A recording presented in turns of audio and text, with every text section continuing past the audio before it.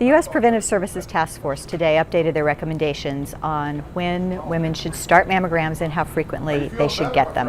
And they reviewed the evidence that has been around for the last few years since they first made a fairly controversial recommendation on the subject, and they decided to stick with that advice, that women should start getting mammograms at 50, should get them every 2 years between 50 and 74, that would do the most good. We're still seeing recommendations kind of all over the map. So there are groups such as the American College of Obstetricians and Gynecologists that stick with annual mammograms starting at 40. Last fall, the American Cancer Society rethought the evidence and said that women should start getting annual mammograms at 45, but then at 55 they should switch to every other year. There are pros and cons to all sorts of cancer screening. For mammography, one of the big ones is that these x-rays are not perfect. They trigger a lot of false alarms.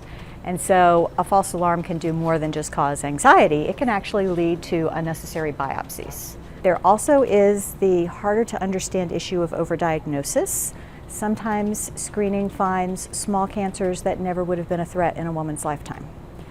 So those are the factors that doctors need to talk through with women when they're trying to decide.